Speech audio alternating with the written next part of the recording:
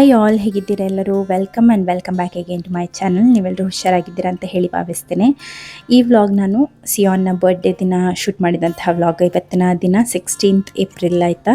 ಇಲ್ಲಿ ಬೆಳಿಗ್ಗೆನೇ ಡೇಲನ್ನು ನನ್ನನ್ನು ಎತ್ಕೊಳ್ಬೇಕು ಅಂತ ಹೇಳಿ ಕಿರಿಕಿರಿ ಮಾಡ್ತಾ ಇದ್ದ. ಹಾಗೆ ಮಾವ ಹೇಳಿದರು ನಾನು ಎತ್ಕೊಳ್ತೇನೆ ಅಂತ ಹೇಳಿ. ಬೆಳಿಗ್ಗೆ ಮುಂಚೆ ಮಕ್ಕಳನ್ನ ಎತ್ತಿಕೊಂಡು ಕೆಲಸ ಮಾಡುವಂಥದ್ದು ಅಂತ ಹೇಳಿದರೆ ತುಂಬ ಕಷ್ಟ ಆಗ್ತದೆ. ಮತ್ತು ಬೆಳಿಗ್ಗೆ ಮುಂಚೆ ನಮ್ಮ ಬಾಡಿ ಕೂಡ ಫುಲ್ಲು ನೋವಿರ್ತದೆ ಅಲ್ವ ಬೆಳಿಗ್ಗೆ ಎದ್ದೊಳ್ಳುವಾಗ. ಹಾಗೆ ನಾನು ಮಕ್ಕಳನ್ನು ಹೆಚ್ಚಾಗಿ ಎತ್ತಿ ಕೆಲಸ ಮಾಡೋದನ್ನು ಪ್ರಿಫರ್ ಮಾಡೋದೇ ಇಲ್ಲ. ಹಾಗೆ ಸಹ ಗತಿ ಇಲ್ಲದೆ ಇದ್ರೆ ಮಾತ್ರ. ಹಾಗೆ ಇವಾಗ ಮಾವ ಸ್ವಲ್ಪ ಬೇಗ ಹೇಳ್ತಾರಲ್ಲ, ಹಾಗೆ ಇವಾಗ ನಾನು ರಜೆ ಆಗಿರೋದ್ರಿಂದ ಸ್ವಲ್ಪ ಲೇಟ್ ಎದ್ದಂಥದ್ದು ಇವತ್ತು.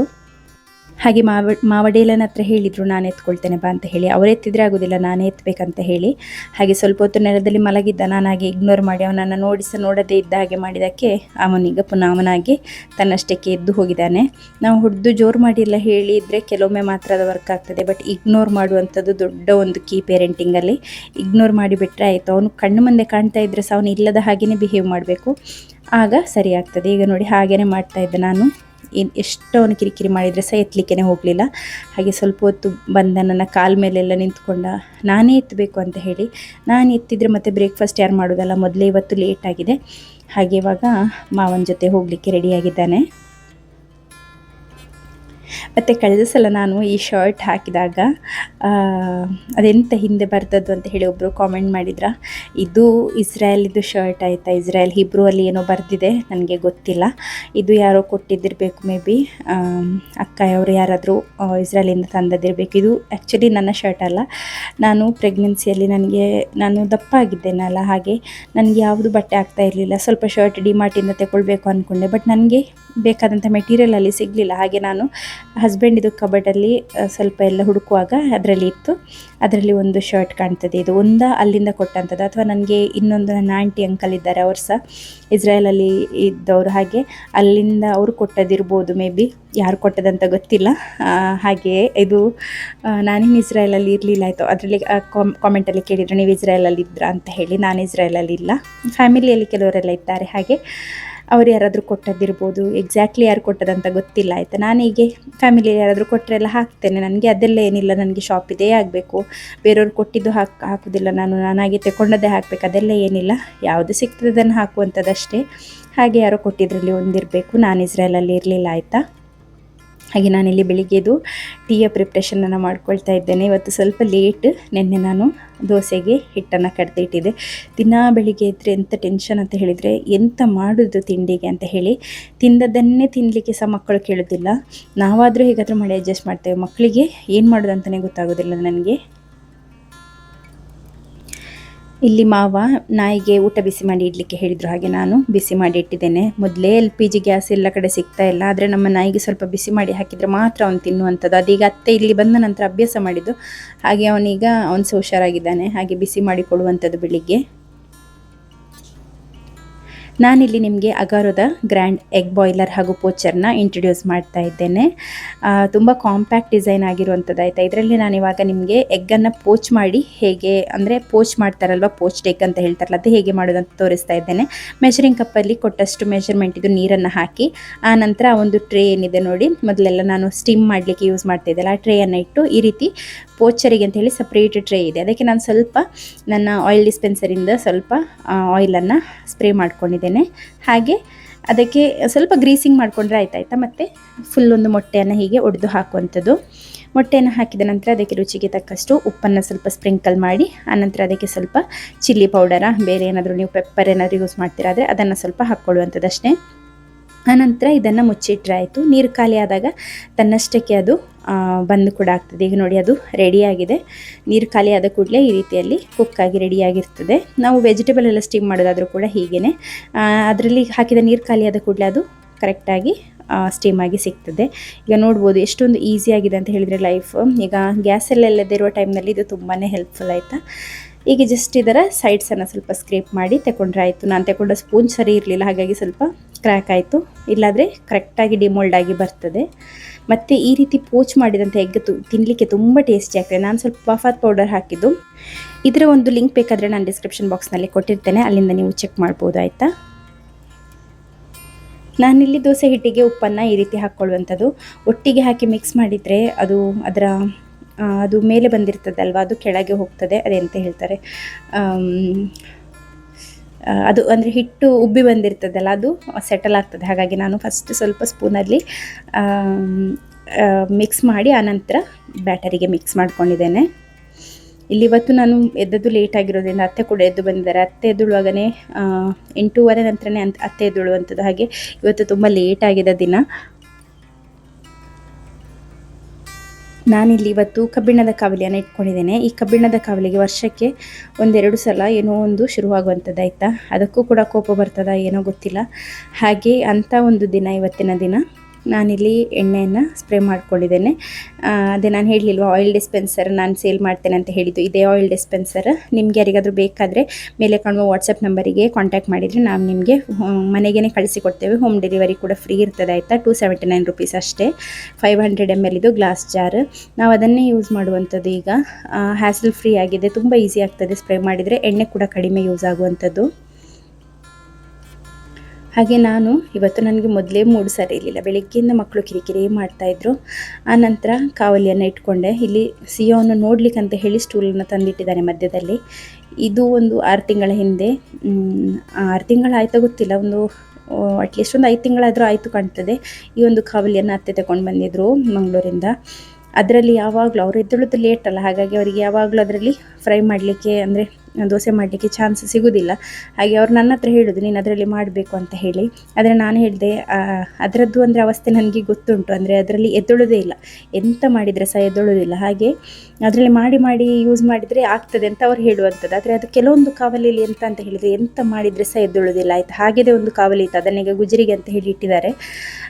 ಆ ರೀತಿ ಒಂದು ಕಾವಲಿ ಇದು. ಅದೇ ಇವರ ಮಕ್ಕಳೆಲ್ಲ ತಗೊಂಡಿದ್ದಾರೆ ಅದನ್ನೇ. ಅವ್ರ ಮನೆಯಲ್ಲಿ ಎಲ್ಲ ಚೆನ್ನಾಗಿ ಎದ್ದೊಳ್ತದಂತೆ, ಬಟ್ ನಮ್ಮ ಮನೆಯಲ್ಲಿ ಎದ್ದೊಳ್ಳೋದೇ ಇಲ್ಲ, ಮಧ್ಯದಲ್ಲಿ ತುಂಬ ಅಂಟು ಅಂಥದ್ದು. ಇವತ್ತು ನಾನು ಕೂಡ ಆಚೆ ಕಾವಲಿಯಲ್ಲಿ ನಾನು ಯಾವಾಗಲೂ ಮಾಡ್ತೇನಲ್ವ ಕಬ್ಬಿಣದ ಕಾವಲಿ, ಅದರಲ್ಲಿ ಇವತ್ತು ಬ್ಯಾಟರ್ ಹಾಕಿದ್ದು. ಆದರೆ ಸ್ಟಿಕ್ಕಿ ಆಗ್ತಾಯಿತ್ತು. ನನಗೆ ಮೊದಲೇ ಮಕ್ಕಳು ಕಿರಿಕಿರಿ ಮಾಡಿ ಮೂಡ್ ಆಫ್ ಆಗಿತ್ತು. ಅದರ ಮಧ್ಯದಲ್ಲಿ ತುಂಬ ಸೆಕೆ, ಎಕ್ಸ್ಟ್ರೀಮ್ ಸೆಕೆ.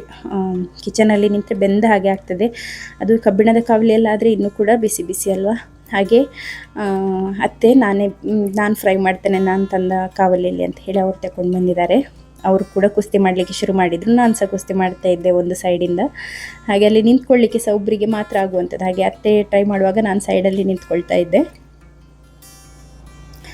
ಹಾಗೆ ನಾನು ಅಂದರೆ ಕಬ್ಬಿಣದ ಕಾವಲಿ ಆದರೆ ಸ್ವಲ್ಪ ಹೆಲ್ದಿ ಆಪ್ಷನ್ ಅಲ್ವಾ, ಸ್ವಲ್ಪ ಅಯನ್ ಕಂಟೆಂಟ್ ಕೂಡ ಸಿಗ್ತದೆ, ಹಾಗೆ ಒಳ್ಳೆಯದು ಅಂತ ಹೇಳಿ ಆ ರೀತಿಯಲ್ಲಿ ಮಾಡುವಂಥದ್ದು. ಇಲ್ಲಾದರೆ ನಾನು ಸ್ಕೂಲ್ಗೆ ಹೋಗೋ ಟೈಮ್ನಲ್ಲಿ ಎಲ್ಲ ಇದನ್ನು ಪ್ರಿಫರ್ ಮಾಡೋದೇ ಇಲ್ಲ. ಅಂದರೆ ಎದ್ದೊಳ್ತದೆ ಆದರೆ ಪರವಾಗಿಲ್ಲ, ಎದ್ದೊಳ್ಳದೇ ಇದ್ದರೆ ನಾನು 1-2 ಮಾಡಿ ನೋಡ್ತೇನೆ, ಮತ್ತೆ ಎದ್ದೊಳ್ಳದಿದ್ದರೆ ಡೈರೆಕ್ಟ್ ನಾನ್ ಸ್ಟಿಕ್ ಕಾವಲಿಯನ್ನು ತೆಗೆದು ಫ್ರೈ ಮಾಡುವಂಥದ್ದು. ಯಾಕೆಂದರೆ ಅಷ್ಟು ನಮಗೆ ಟೈಮ್ ಸಿಗೋದಿಲ್ಲ ಅಲ್ವಾ, ಈಗ ಎಲ್ಲ ಮಾಡ್ತಾ ಕೂತ್ಕೊಳ್ಳುವಷ್ಟು ಟೈಮ್ ಸಿಗೋದಿಲ್ಲ. ಹಾಗೆ ಅತ್ತೆಗೆ ಸಹ ಸಾಕಾಯಿತು. ಅವರೊಂದು 2-3 ದೋಸೆ ಮಾಡಿದರು, ಅಂಟೆ ಮುದ್ದೆ ಅದಾಗೆ ಆಯಿತು. ಅದನ್ನು ತಗೊಂಡು ಅವರು ಚಹಾ ಕುಡಿಲಿಕ್ಕೆ ಹೋದರು. ಹಾಗೆ ನನಗೆ ಕೂಡ ದೋಸೆ ಮಾಡಲಿಕ್ಕೆ ಆಗಲಿಲ್ಲ ಅದರಲ್ಲಿ. ಹಾಗೆ ನಾನು ಕಾವಲಿಯನ್ನು ತೆಗೆದು ಸೈಡಲ್ಲಿ ಇಟ್ಕೊಂಡು ನಾನ್ ಸ್ಟಿಕ್ ಪಾತ್ರೆಯನ್ನು ತಗೊಂಡೆ. ಅತ್ತೆ ಯಾವಾಗಲೂ ನನ್ನ ಹತ್ರ ಹೇಳ್ತಿದ್ರು ಮುಂಚೆ ಸಹ ಅದರಲ್ಲಿ ಮಾಡಬೇಕು, ಅದರಲ್ಲಿ ಮಾಡಿದರೆ ಆಗ್ತದೆ ಅಂತ ಹೇಳಿ. ಈ ರೀತಿ ಬೆಳಿಗ್ಗೆ ಎದ್ದು ಉಂಟಲ್ಲ ಕುಸ್ತಿ ಮಾಡೋದ್ರಲ್ಲಿ ಹೋದರೆ ಟೈಮ್, ಮತ್ತು ಮಕ್ಕಳಿಗೆ ತಿನ್ನಲಿಕ್ಕೆ, ದೊಡ್ಡವರಿಗೆ ತಿನ್ನಲಿಕ್ಕೆ, ಸ್ಕೂಲಿಗೆ ಹೋಗಲಿಕ್ಕೆ, ಟಿಫಿನ್ ರೆಡಿ ಮಾಡಲಿಕ್ಕೆ ಅಂತ ಆಗೋದೇ ಇಲ್ಲ. ಹಾಗೆ ನಾನು ನಾನ್ ಸ್ಟಿಕ್ಕಲ್ಲೇ ಮಾಡುವಂಥದ್ದು. ನಾನ್ ಸ್ಟಿಕ್ ಹೇಳುವ ಹಾಗೆ ಅಂಥ ಒಂದು ದೊಡ್ಡ ರೋಗ ಬರೋದಿಲ್ಲ. ಯಾಕೆಂದರೆ ಟೆಫ್ಲಾನ್ ಕೋಟಿಂಗ್ ಯಾವುದ್ರೊಟ್ಟಿಗೆ ಕೂಡ ರಿಯಾಕ್ಟ್ ಮಾಡೋದಿಲ್ಲ. ಬಟ್ ಅದು ಕೋಟಿಂಗ್ ಹೋದ ನಂತರ ನೀವು ಯೂಸ್ ಮಾಡ್ತೀರಾ ಆದರೆ ಮಾತ್ರ ಅದು ತೊಂದರೆ. ಹಾಗಾಗಿ ಒಳ್ಳೆ ಕ್ವಾಲಿಟಿಯ ಒಳ್ಳೆ ನಾನ್ ಸ್ಟಿಕ್ ಇದೆ, ಆದರೆ ಏನು ತೊಂದರೆ ಆಗೋದಿಲ್ಲ. ಈಗ ಹಾಗೆ ನೋಡಲಿಕ್ಕೆ ಹೋದರೆ ನಾವು ಅಕ್ಕಿ ತರುವ ಅಕ್ಕಿಯ ಬ್ಯಾಗಿಂದ ಹಿಡಿದು ಪ್ರತಿಯೊಂದು ಪ್ಲಾಸ್ಟಿಕಲ್ಲಿಯೇ ಬರುವಂಥದ್ದು. ಪ್ಲಾಸ್ಟಿಕ್ ಇದರಲ್ಲಿ ಕೆಲವೊಂದು ಮ್ಯಾನುಫ್ಯಾಕ್ಚರಿಂಗ್ ಯೂನಿಟಲ್ಲಿ ಕೂಡ ಮಿಷನರೀಸಲ್ಲಿ ಏನಾದರೂ ಆಗಿ ಬರೋದಾದರೆ ಅದರಲ್ಲಿ ಕೂಡ ಪ್ಲಾಸ್ಟಿಕ್ ಅಂಶ ಇದ್ದೇ ಇರ್ತದೆ. ನಾವು ಪ್ಲಾಸ್ಟಿಕನ್ನು ಇಲ್ಲಿ ನೀವು ಮನೆಯಲ್ಲಿ ತಂದು ಹೇಗೆ ಮಾಡಿ ಎಲೆಯಲ್ಲಿ ಊಟ ಮಾಡಿ ಹೇಗೆ ಅವಾಯ್ಡ್ ಮಾಡಿದ್ರು, ಅದು ಹುಟ್ಟಿ ಬರುವಾಗ ಅದರಲ್ಲಿ ಮ್ಯಾನುಫ್ಯಾಕ್ಚರ್ ಆಗಿ ಬರುವಾಗ ಪ್ಲಾಸ್ಟಿಕ್ ಇದ್ದರೆ ಮತ್ತೇನು ಮಾಡೋದಲ್ವ. ಹಾಗೆ ನಮಗೆ ಎಲ್ಲದನ್ನು ಕಂಪ್ಲೀಟ್ಲಿ ಅವಾಯ್ಡ್ ಮಾಡಲಿಕ್ಕೆ ಆಗೋದಿಲ್ಲ. ನೋಡಿ, ಇದೇ ನನ್ನ ಆಯಿಲ್ ಡಿಸ್ಪೆನ್ಸರ್ ಜಾರ್ ಆಯಿತಾ. ಈ ರೀತಿ ಮಾಡಿದರೆ ನಿಮಗೆ ದಪ್ಪವಾಗಿ ಹಾಕಲಿಕ್ಕೆ ಕೂಡ ಆಗ್ತದೆ. ಹೀಗೆ ಬಾಣಲೆಗೆಲ್ಲ ಹಾಕಲಿಕ್ಕಿದ್ರೆ ಈ ರೀತಿ ಮಾಡಿದರೆ ಸ್ಪ್ರೇ ಮಾಡಲಿಕ್ಕೆ ಕೂಡ ಆಗ್ತದೆ. ಕಡಿಮೆ ಎಣ್ಣೆ ಯೂಸ್ ಆಗುವಂಥದ್ದು, ತುಂಬ ಅಂದರೆ ತುಂಬ ಕಡಿಮೆ, 3-4 ಡ್ರಾಪಲ್ಲಿ ಆಗಿ ಹೋಗ್ತದೆ. ಸ್ಪೂನಲ್ಲಿ ಅಥವಾ ನೀವು ಬ್ರಷಲ್ಲಿ ಹಾಕ್ತಾ ಇದ್ದೀರಾ ಏನಿದ್ರು ನಿಮಗೆ 1 ಟೀ ಸ್ಪೂನ್ ಅಷ್ಟು ಹೋಗಿಯೇ ಹೋಗ್ತದೆ ಆಯಿತಾ ಅದರಲ್ಲಿ. ಹಾಗಾಗಿ ಈ ಒಂದು ಆಯಿಲ್ ಡಿಸ್ಪೆನ್ಸರ್ ಯಾರಿಗಾದರೂ ಬೇಕಾದರೆ ಇನ್ನೂ ಲಿಮಿಟೆಡ್ ಸ್ಟಾಕ್ ಇರುವಂಥದ್ದು. ಈಗ ವಾರ ಅಂತ ಹೇಳಿ ನಾನು ತರಿಸಲಿಲ್ಲ, ಪುನಃ ರೀಸ್ಟಾಕ್ ಮಾಡಲಿಕ್ಕೆ ಲಿಮಿಟೆಡ್ ಸ್ಟಾಕ್ ಇದೆ. ಯಾರಾದರೂ ಬೇಕಾದರೆ ವಾಟ್ಸಪ್ ನಂಬರಿಗೆ ಆರ್ಡರ್ ಮಾಡಿ ಆಯಿತಾ. ಹಾಗೆ ನಾನಿವತ್ತು ಸ್ವಲ್ಪ ಡಿಫ್ರೆಂಟಾಗಿ ಒಂದು ಇಡ್ಲಿಯನ್ನು ಟ್ರೈ ಮಾಡುವ ಅಂತ ಹೇಳಿ, ಉಳಿದ ಬ್ಯಾಟರನ್ನು ನಾನು ಯಾವಾಗಲೂ ಇಡ್ಲಿ ಮಾಡ್ತೇನೆ, ನನ್ನ ಮೊದಲಿನ ಸಬ್ಸ್ಕ್ರೈಬರ್ಸಿಗೆ ಗೊತ್ತಿದೆ. ಹಾಗೆ ಅದಕ್ಕೆ ನಾನಿಲ್ಲಿ ಮೊರಿಂಗಾ ಪೌಡರ್ ಇದೆ ಅಲ್ವಾ, ಇದು ಡ್ರಮ್ ಸ್ಟಿಕ್ ಲೀವ್ಸ್ ಇದು ಪೌಡರ್ ಆಯಿತಾ, ಮೊರಿಂಗಾ ಪೌಡರ್. ಆ ಮೊರಿಂಗಾ ಪೌಡರನ್ನು ಹಾಕಿ ಬ್ಯಾಟರನ್ನು ಮಿಕ್ಸ್ ಮಾಡ್ಕೊಳ್ತಾ ಇದ್ದೇನೆ. ಈ ರೀತಿ ಯೂಸ್ ಮಾಡುವಾಗ ಸ್ವಲ್ಪನಾದರೂ ಅದರಲ್ಲಿ ನಿಮಗೆ 100% ಬೆನಿಫಿಟ್ ಸಿಗದೇ ಇದ್ದರೂ ಕೂಡ ಒಂದು 10% ಆದರೂ ಅದರ ಬೆನಿಫಿಟ್ ಸಿಗಲಿ ಅಂತ ಹೇಳಿ ಮಾಡುವಂಥದ್ದಷ್ಟೇ. ಆ ರೀತಿ ನಾನು ಪೌಡರನ್ನು ಹಾಕಿ ಮಿಕ್ಸ್ ಮಾಡಿ ಇಟ್ಕೊಂಡಿದ್ದೇನೆ. ಇನ್ನು ಮಾವನಿಗೊಂದು ಬ್ರೇಕ್ಫಾಸ್ಟ್ ಕೊಟ್ಟು ನನಗೆ ಕೂಡ ಬ್ರೇಕ್ಫಾಸ್ಟ್ ಎಲ್ಲ ತಿನ್ನಲಿಕ್ಕಿದೆ, ಮಕ್ಕಳಿಗೆ ಸಹ ಕೊಡಲಿಕ್ಕಿದೆ. ನಮಗಂತೂ ತುಂಬ ಅಂದರೆ ತುಂಬ ಸೆಕೆ ಇದೆ ಆಯಿತಾ. ನಿಮ್ಮ ಸೆಕೆ ಉಂಟಾ ಅಥವಾ ನಿಮಗೆ ಮಳೆ ಬಂತ ಹೇಳಿ. ನಮಗೆ ಮಳೆ ಸಹ ಇಲ್ಲ, ತುಂಬ ಸೆಕೆ.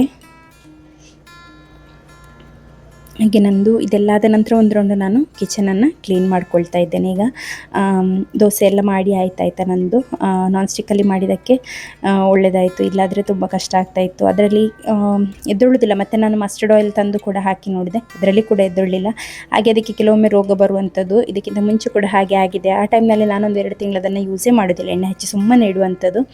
ಆ ನಂತರ ತೆಗೆಯುವಾಗ ಪುನಃ ಬುದ್ಧಿ ಸರಿಯಾದ ಹಾಗೆ ಪುನಃ ಎದ್ದೊಳ್ಳಿಕ್ಕೆ ಸ್ಟಾರ್ಟ್ ಆಗ್ತದೆ. ಅದಕ್ಕೆ ಕೂಡ ಒಮ್ಮೊಮ್ಮೆ ಶುರುವಾಗುವಂಥದ್ದು. ಹಾಗೆ ನಾನಿವಾಗ ಸೇಮ್ ನನ್ನ ಆಯಿಲ್ ಡಿಸ್ಪೆನ್ಸರಿಂದನೇ, ನಾನಂದರೆ ಸ್ವಲ್ಪ ನನ್ನ ಬ್ರ್ಯಾಂಡನ್ನು ಹೇಳುವಂಥದ್ದು ಅಷ್ಟೇ ಆಯಿತಾ. ಆಯಿಲ್ ಡಿಸ್ಪೆನ್ಸರಿದ್ದು ಈಸಿ ಆಗ್ತದೆ ಅಂತ ಹೇಳಿ. ಆ್ಯಕ್ಚುಲಿ ಲೈಫ್ ಈಸಿ ಆಗಿದೆ ಇದಾದ ನಂತರ. ಇಲ್ಲಾದರೆ ನಾವಲ್ಲಿ ಆಯಿಲ್ ಡಿಸ್ಪೆನ್ಸರ್ ಇಟ್ಟ ಜಾಗದಲ್ಲಿ ಬ್ರಷ್, ಅದಕ್ಕೊಂದು ಕೋಪ್ ಅಂಥದ್ದೆಲ್ಲ ಇಡ್ತಾ ಇದ್ವಿ. ಅದೆಲ್ಲ ಏನಿಲ್ಲ, ಇವಾಗ ಜಸ್ಟ್ ಒಂದು ಬಾಟಲ್ ಮಾತ್ರ. ಹಾಗೆ ನಾನಿಲ್ಲಿ ಇಡ್ಲಿ ಪಾತ್ರೆಗೆ ಅದನ್ನೆಲ್ಲ ಸ್ಪ್ರೇ ಮಾಡಿಕೊಂಡು ರಪ್ಪ ಇಡ್ಲಿಯನ್ನು ಕೂಡ ಮಾಡ್ಕೊಳ್ತಾ ಇದ್ದೇನೆ.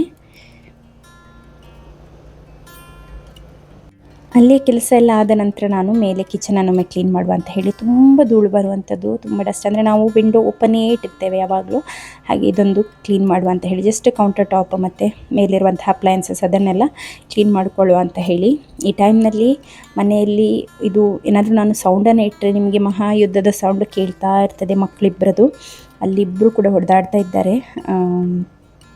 ಅವ್ರದ್ದು ಮುಗ್ದದಂತಲೇ ಇಲ್ಲ. ಅವರಿಬ್ಬರು ಹತ್ತಿರ ಇದ್ದರೆ ಆಗೋದೇ ಇಲ್ಲ ಅವರಿಗೆ. ಏನೋ ಒಂದು ಅಂದರೆ ಅಪೋಸಿಟ್ ಇರುವಂತಹ ಮ್ಯಾಗ್ನೆಟ್ಸ್ ರಿಯಾಕ್ಟ್ ಮಾಡ್ತದಲ್ಲ, ಆ ರೀತಿಯಲ್ಲಿ ರಿಯಾಕ್ಟ್ ಮಾಡುವಂಥದ್ದು ಅವರಿಬ್ಬರು ಕೂಡ.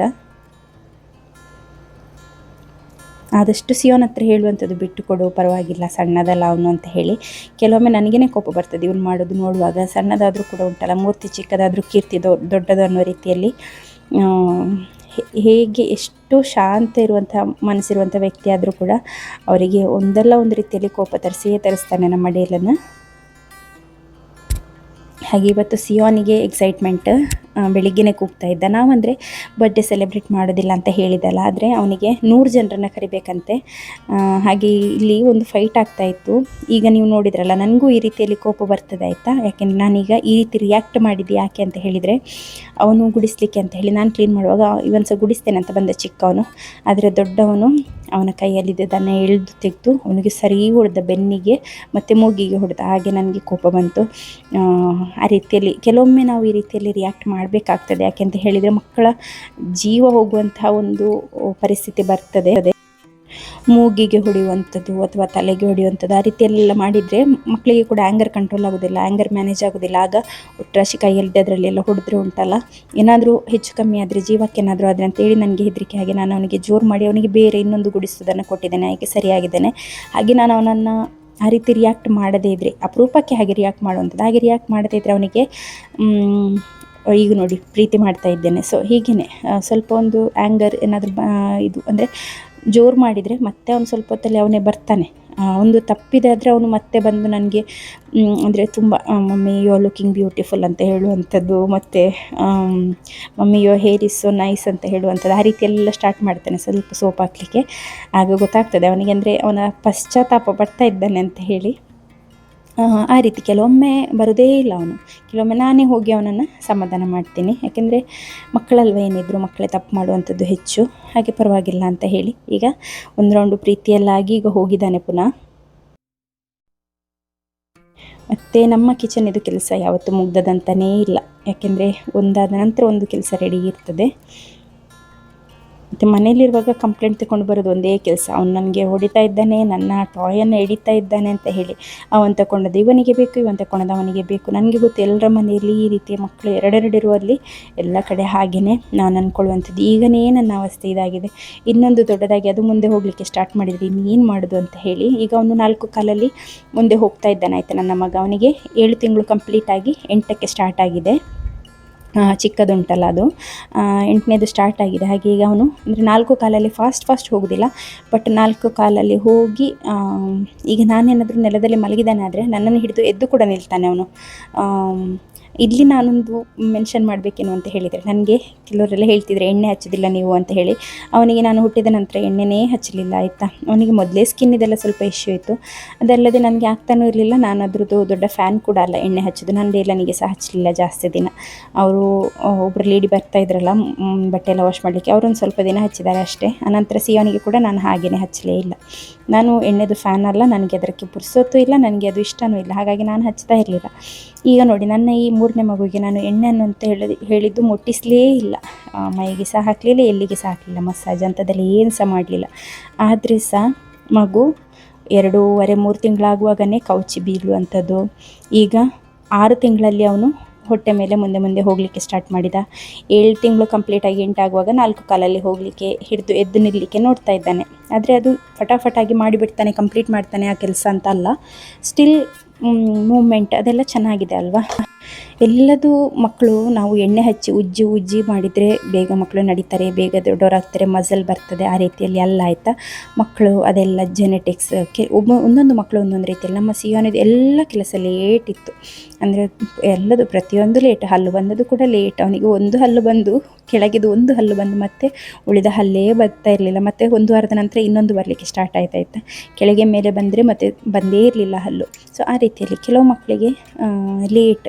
ಆದರೆ ಡೇಲಂದು ಎಲ್ಲ ಕೆಲಸ ಫಾಸ್ಟ್. ಅದೇ ನಾನು ಯಾವಾಗಲೂ ಹೇಳುವ ಹಾಗೆ ನಮ್ಮ ಸಿಯೋನ್ 5 ವರ್ಷದಲ್ಲಿ ಮಾಡಿದ ಕೆಲಸ ಎಲ್ಲ ಅವನು 2 ವರ್ಷದೊಳಗೆ ಮಾಡಿ ಮುಗಿಸಿ ಆಗಿದೆ. ಸೊ ಆ ರೀತಿ ಒಂದು ಮಗು ಪಾಪದಿದ್ದರೆ ಇನ್ನೊಂದು ಮಗು ಜೋರಿರ್ತದೆ, ಒಂದು ಮಗು ಬೇಗ ಬೆಳೀತದೆ, ಒಂದೊಂದು ಮಗು ಬೇಗ ಬೆಳೆಯೋದಿಲ್ಲ, ಆ ರೀತಿಯಲ್ಲಿ ಎಲ್ಲ. ಹಾಗಾಗಿ ನನ್ನ ಮಗು ಈಗ ಮುಂದೆ ಹೋಯಿತು, 4 ಕಾಲಲ್ಲಿ ಹೋಗ್ತಾ ಉಂಟು, ಎದ್ದು ನಿಲ್ಲಿಕ್ಕೆ ನೋಡ್ತಾ ಉಂಟಂತ ಹೇಳಿ ಈಗನೇ ನಡೀತಾನೆ ಅಂತಲ್ಲ. ಅದೊಂದು ಟ್ರೈ ಮಾಡಿ ಸ್ವಲ್ಪ ದಿನದಲ್ಲಿ ಬಿಡ್ಬೋದು, ಅವನು ಹೇಳಲಿಕ್ಕಾಗೋದಿಲ್ಲ. ಈಗ ನೋಡಿ ನಾನು ಸಿಯೋನಿಗೆ ಜೋರು ಮಾಡಿದ್ದಕ್ಕೆ ಅವನಿಗೆ ಏನೆಲ್ಲ ಸಿಕ್ತು ನೋಡಿ. ಈಗ ಅಂದರೆ ಅಲ್ಲಿ ಅವನು ಇಡ್ಲಿಯನ್ನು ತಿಂತಾ ಇದ್ದಾನೆ. ಅವನಿಗೆ ಇಡ್ಲಿ ಇಷ್ಟ, ಹಾಗೆ ಅವನಿಗೆ ದೋಸೆ ಕೊಟ್ಟಿಲ್ಲ, ಚಿಕ್ಕವನಿಗೆ ಇಡ್ಲಿ ಕೊಟ್ಟಿದ್ದೇನೆ, ಇಡ್ಲಿ ವಿದ್ ಹನಿ. ಅವನದನ್ನು ತಿಂತಾ ಇದ್ದಾನೆ. ಆ ಟೈಮ್ನಲ್ಲಿ ಬಂದ ಸ್ವಲ್ಪ ಎಲ್ಲ ಪ್ರೀತಿ ಮಾಡಿ ಆಯಿತು. ಆನಂತರ ನಾನು ನಿನ್ನೆ ಕೇಕ್ ಇಟ್ಟಾಗ ಸ್ವಲ್ಪ ಅವನಿಗೆ ಬರ್ಡೇ ಕೇಕ್ ಇತ್ತಲ್ಲ, ಅದನ್ನು ಕೇಕ್ ಇಟ್ಟಾಗ ಸ್ವಲ್ಪ ಬ್ಯಾಟರ್ ಉಳಿದಿತ್ತು, ಅದರದ್ದು ಕಪ್ ಕೇಕ್ ಮಾಡಿ ಇಟ್ಟಿದ್ದೆ. ಹಾಗೆ ಫೈಟ್ ಮಾಡುವಾಗ ನಾನು ಅವರಿಗೆ ಹೇಳಿದೆ, ನಿನಗೆ ಕಪ್ ಕೇಕ್ ಕೊಡ್ತೇನೆ, ಮತ್ತು ನೀನು ಸುಮ್ಮನಿದ್ದರೆ ನೀನು ಅಂದರೆ ಅವನಿಗೆ ಉಪದ್ರ ಮಾಡದೇ ಇದ್ರೆ ಅಂತ ಹೇಳಿ. ಅದು ಹೇಳಿದ್ದಕ್ಕೆ ಅವನು ಕಿರಿಕಿರಿ ಮಾಡ್ತಾಯಿದ್ದ. ಹಾಗೆ ನಾನು ಸ್ವಲ್ಪ ಟೇಸ್ಟ್ ನೋಡಿ ಅವನಿಗೆ ಕೊಟ್ಟೆ. ಹಾಗೆ ಕೂತ್ಕೊಂಡು ತಿಂತಾ ಇದ್ದಾನೆ. ಇವನದೊಂದು ಅಭ್ಯಾಸ ಏನಂತ ಹೇಳಿದರೆ, ಅವನಿಗೆ ಏನಾದರೂ ತೋರಿಸ್ಬೇಡ, ಅವನಿಗೆ ಈಗ ಕೊಡಲಿಕ್ಕೆ ಆಗೋದಿಲ್ಲ, ಅವನು ಊಟ ಮಾಡಲಿಲ್ಲ ಅಂತೆಲ್ಲ ಹೇಳಿ ಏನಾದರೂ ಇವನಿಗೆ ಕೊಟ್ಟರೆ ಇವನಿಗೆ ಅದು ತೋರಿಸಲೇಬೇಕು ಹೇಗಾದರೂ ಮಾಡಿ, ಇಲ್ಲಾದರೆ ಸಮಾಧಾನ ಇಲ್ಲ. ಈಗ ಕೂಡ ಈ ಕಪ್ ಕೇಕನ್ನು ತಗೊಂಡು ಹೊರಟಿದ್ದ. ನಾನು ಮತ್ತು ಅತ್ತೆ ಜೋರು ಮಾಡಿ ಅಲ್ಲೇ ಕೂತ್ಕೊಳಿಸಿದ್ದು. ಅವನೀಗ ಮರ್ಯಾದೆಯಿಂದ ಇಡ್ಲಿ ತಿಂತಾ ಇದ್ದಾನೆ. ಇವನು ಹೇಗಿದ್ದರೂ ಸಹ ಬ್ರೇಕ್ಫಾಸ್ಟ್ ಎಲ್ಲ ಸರಿ ತಿನ್ನೋದಿಲ್ಲ ಹೊಟ್ಟೆಗೆ, ಅವನಾದರೂ ತಿನ್ನಲಿ ಅಂತ ಹೇಳಿ. ಮತ್ತು ನಾನೀಗ ಸಿಯೋನಿಗೆ 2 ದಿನಕ್ಕೊಮ್ಮೆ ಅಥವಾ 1 ದಿನ ಬಿಟ್ಟು 1 ದಿನ ABCD ಬರೆಸ್ತೇನೆ ಆಯಿತಾ. ಯಾಕೆಂತ ಹೇಳಿದರೆ ಅವನು ನನ್ನ ಮಗ ಹೇಗೆ ಅಂತ ಹೇಳಿದರೆ, ಅವನು ಬೇಕಾದದನ್ನು ಮಾತ್ರ ನೆನಪಿಟ್ಕೊಳ್ಳುವಂಥದ್ದು. ಹಾಗಿರುವಾಗ ಅವನು ABCD ಎಲ್ಲ ಅವನಿಗೆ ಬೇಡದೇ ಇರುವಂಥದ್ದು. ಆಬ್ವಿಯಸ್ಲಿ ಸ್ಕೂಲ್ ಮತ್ತು ಈ ಒಂದು ಬರೆಯುವಂಥ ಆ್ಯಕ್ಟಿವಿಟೀಸ್ ಇದೆಲ್ಲ ಯಾವುದು ಕೂಡ ಅವನಿಗೆ ಇಷ್ಟ ಇಲ್ಲ. ಹಾಗಾಗಿ ಅವನು ಏನಿದ್ರು ಅದನ್ನು ಬೇಕಂತನಾದರೂ ಮರೆತು ಬಿಡ್ತಾನೆ. ಹಾಗಾಗಿ ಸ್ವಲ್ಪ ಬರಿ ಅಂತ ಹೇಳಿ, ನೀವು ನಂಬ್ತೀರ ಇಲ್ಲೋ ಗೊತ್ತಿಲ್ಲ, ನಾನು ಎಲ್ಲ ಓರಲ್ ಎಕ್ಸಾಮ್ ಇತ್ತಲ್ಲ, 1-2 ವಾರ ಓರಲ್ ನಡೀತಾ ಇತ್ತು ಅವರಿಗೆ. ಓರಲ್ ಆಗಿ ರಜೆ ಸಿಕ್ಕಿದ ನಂತರ ಒಮ್ಮೆ ಬರಿ ಅಂತ ಹೇಳಿದರೆ ಅವನಿಗೆ ಅದು ಕರ್ಸಿವ್ ಲೆಟ್ರ್ ABCD ಸಹ ಬರ್ತಾ ಇಲ್ಲ, ಯಾವ ಲೈನಲ್ಲಿ ಏನು ಬರಿಬೇಕಂತ ಸಹ ಗೊತ್ತಿಲ್ಲ. ನನಗಿದು ನೆನಪೇ ಇಲ್ಲಲ್ಲ, ಇದು ಸ್ವಲ್ಪ ಕಷ್ಟ ಉಂಟಲ್ಲ ಅಂತ ಹೇಳಿ ನನಗೆ ಹೇಳ್ತಾ ಇದ್ದ ಅವನು. ಸೊ ಅಂಥವನು. ಹಾಗಾಗಿ ನಾನು ಒಂದು ಪೇಜಲ್ಲಿ ಬರೆದು ಕೊಟ್ಟು ಇವಾಗ ಡೈಲಿ ಬರೆಸುವಂಥದ್ದು, ಆದರೆ ಸಹ ಸರಿ ಬರೆಯೋದಿಲ್ಲ. ಹಾಗೆ ನಾನು ಇವತ್ತು ಮೇಲೆ ಡೇಟ್ ಹಾಕುವಾಗ ಹೇಳ್ತಾ ಇದ್ದೆ, ಇಟ್ಸ್ ಮೈ ಬರ್ತ್ಡೇ ಅಂತ ಹೇಳಿ ಬರಿ ಅಂತ ಹೇಳಿ. ಹಾಗೆ ಅವನದನ್ನು ಬರಿತಾ ಇದ್ದಾನೆ. ನಾನು ಸ್ಪೆಲ್ಲಿಂಗ್ಸನ್ನು ಹೇಳ್ತಾ ಇದ್ದೇನೆ ಸ್ವಲ್ಪ ನೆನಪುಳಿಲಿ ಅಂತ ಹೇಳಿ. ಆದರೆ ಕೂಡ ಎಂತ ನೆನಪಿಲ್ಲ ಆಯಿತಾ. ನಿಮ್ಮ ಮನೇಲಿ ಹೀಗೆ ಮಕ್ಕಳಿದ್ದಾರೆ, ಅದು ಸ್ವಲ್ಪ ಅವರಿಗೆ ರಿಮೈಂಡ್ ಮಾಡಿಸಿ. ಇಲ್ಲಾದರೆ ಶಾಲೆಗೆ ಹೋಗುವಾಗ 0ಇಂದ ಸ್ಟಾರ್ಟ್ ಮಾಡಬೇಕು ನಾವು.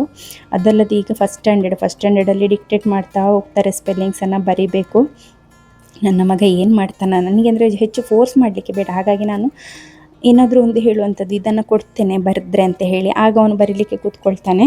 ಹಾಗೆ ಎಲ್ಲಿಯಾದರೂ ಕರ್ಕೊಂಡು ಹೋಗ್ಲಿಕ್ಕಿದ್ರೆ ಒಂದು ಪೇಜ್ ಇದು ಒಂದು ಸಲ ಬರಿ ಅಂತ ಹೇಳುವಂಥದ್ದು. 2-3 ಲೈನಲ್ಲಿ ಮುಗೀತದೆ, ಆದರೆ ಸಹ ಬೇಗ ಬೇಗ ಬರೆದು ತೆಗಿತಾನೆ. ಇಂಟ್ರೆಸ್ಟ್ ಅಂದರೆ ಎಲ್ಲಿಗಾದರೂ ಹೋಗಲಿಕ್ಕೆ ಬೇಕಾದರೆ ಅವನಿಗೆ ಲಾಭ ಇದೆ ಆದರೆ ಅವನು ಬರಿತಾನೆ, ಆಯಿತಾ, ಸರಿ ಬರಿತಾನೆ.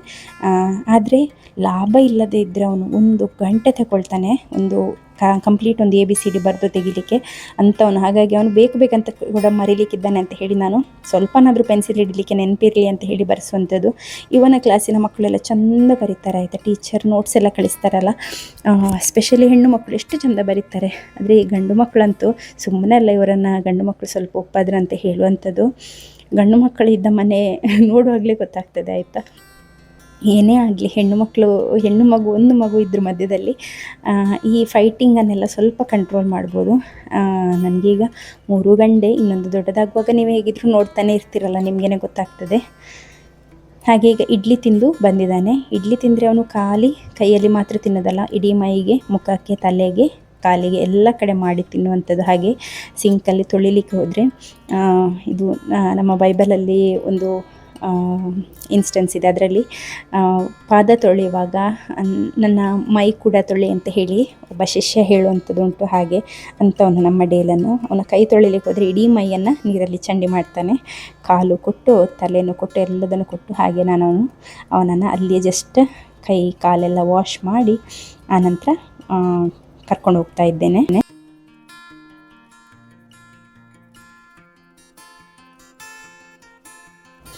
ಇಷ್ಟರವರೆಗೆ ವಿಡಿಯೋನ ನೋಡಿದರೆ, ಆದರೆ ಇದುವರೆಗೆ ಸಬ್ಸ್ಕ್ರೈಬ್ ಆಗಲಿಲ್ಲ ಆದರೆ ಪ್ಲೀಸ್ ಸಬ್ಸ್ಕ್ರೈಬ್ ಮಾಡಿ, ಸಪೋರ್ಟ್ ಮಾಡಿ, ಆಯಿತಾ.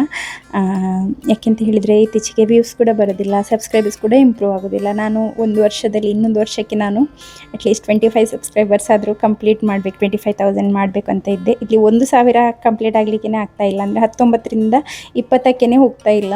ಗೊತ್ತಿಲ್ಲ ಏನು ದೇವರ ಒಂದು ಇಚ್ಛೆ ಅಂತ ಹೇಳಿ. ಸ್ಟಿಲ್ ನಾನು ಟ್ರೈ ಮಾಡೋದನ್ನು ಮಾಡ್ತಾನೆ ಇರ್ತೇನೆ. ಹಾಗೆ ನಿಮಗೆ ಯಾರಿಗಾದರೂ ಬಿಟ್ಟು ಹೋಗಿದರೆ ಸಬ್ಸ್ಕ್ರೈಬ್ ಮಾಡಿ, ಆಯಿತಾ. ಸಪೋರ್ಟ್ ಮಾಡಿ, ಏನಾದರೂ ಒಂದು ಕಾಮೆಂಟ್ ಮಾಡಿ, ಅಥವಾ ಎಲ್ಲಿಂದ ನೋಡ್ತಾ ಇದ್ದೀರಾ ಅಂತ ಹೇಳಿ ಒಂದು ಕಾಮೆಂಟ್ ಮಾಡಿ, ಆಯಿತಾ. Thank you so much for watching. Bye.